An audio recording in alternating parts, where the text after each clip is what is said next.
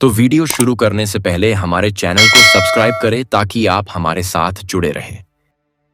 नंदी की कहानी। नंदी भगवान शिव के सबसे प्रिय भक्त और उनका वाहन था। वह एक वृषभ बैल था और अपनी भक्ति, सेवा और ज्ञान के लिए प्रसिद्ध था। नंदी का जन्म और तपस्या। नंदी का जन्म एक ऋषिशिलाद के घर हुआ था। ऋषिशिलाद संतानहीन थे और उन्होंने कठोर तपस्या करके भगवान शिव से एक दिव्य पुत्र का वरदान प्राप्त किया। शिवजी की कृपा से उन्हें नंदी के रूप में एक विशेष संतान मिली। जब नंदी बड़ा हुआ तो उसे ज्ञात हुआ कि वह अल्पायु है। यह सुनकर वह चिंतित हो गया और भगवान शिव की घोर तपस्या करने लगा। उसकी भक्ति से प्रसन्न होकर शिवजी ने उसे अमरत्व का वरदान दिया और अपना गणाध्यक्ष बना लिया। नंदी शिव के अनन्य भक्त। नंदी न केवल शिवजी के वाहन थे बल्कि उनके प्रमुख शिष्य और द्वारपाल भी थे। वे शिवजी के हर आदेश का पालन करते थे और कैलाश पर्वत पर सभी भक्तों को शिव से मिलने की अनुमति देते थे।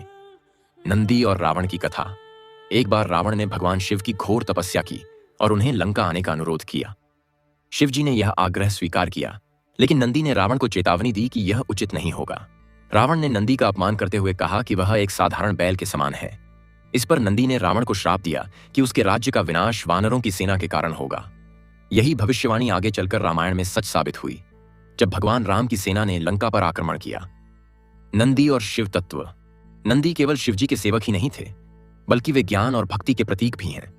शिव पुराण के अनुसार नंदी ने कई शिष्यों को शिव तत्व का ज्ञान दिया और भक्ति का मार्ग दिखाया। नंदी से जुड़ी मान्यताएं। मंदिरों में नंदी की मूर्ति शिवलिंग के सामने स्थापित की जाती है क्योंकि वे भगवान शिव के द्वारपाल हैं। ऐसा माना जाता है कि नंदी के कान में अपनी मनोकामना कहने से शिवजी तक वह संदेश पहुंच जाता है। नंदी धैर्य, भक्ति और अडिग विश्वास के प्रतीक हैं। नंदी की कथा हमें सिखाती है कि सच्ची भक्ति और समर्पण से भगवान की कृपा प्राप्त की जा सकती है। वे केवल एक बैल नहीं बल्कि अटूट श्रद्धा, सेवा और शक्ति का प्रतीक हैं। नंदी की अन्य अद्भुत कथाएं। नंदी और भस्मासुर की कथा। भस्मासुर नामक राक्षस ने भगवान शिव की कठोर तपस्या की और उनसे वरदान मांगा कि वह जिसके सिर पर हाथ रखे वह भस्म हो जाए। शिवजी ने उसे यह वरदान दे दिया, लेकिन भस्मासुर अहंकारी हो गया और शिवजी को ही भस्म करने के लिए उनकी ओर बढ़ा। शिवजी संकट में पड़ गए और कैलाश छोड़कर भागने लगे।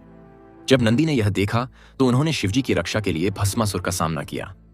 नंदी ने अपनी शक्तियों का उपयोग कर भस्मासुर को उलझाए रखा, जिससे शिवजी को समय मिल गया। आखिर में भगवान विष्णु ने मोहिनी रूप धारण करके भस्मासुर को उसकी ही चाल में फंसा दिया और वह स्वयं को ही भस्म कर बैठा।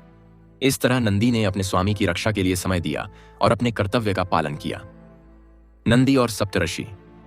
एक बार सप्तऋषि, 7 महान ऋषि, भगवान शिव के दर्शन के लिए कैलाश पहुंचे। नंदी ने उन्हें रोका और कहा, केवल वे ही शिवजी के पास जा सकते हैं जिनका हृदय पूर्णतः शुद्ध हो। सप्तऋषियों ने आश्चर्यचकित होकर नंदी से पूछा, क्या हमारा हृदय शुद्ध नहीं? नंदी ने उत्तर दिया, यदि आप अहंकार से मुक्त हैं तो अपनी शक्ति का त्याग करके विनम्रता से शिवजी के चरणों में जाएं।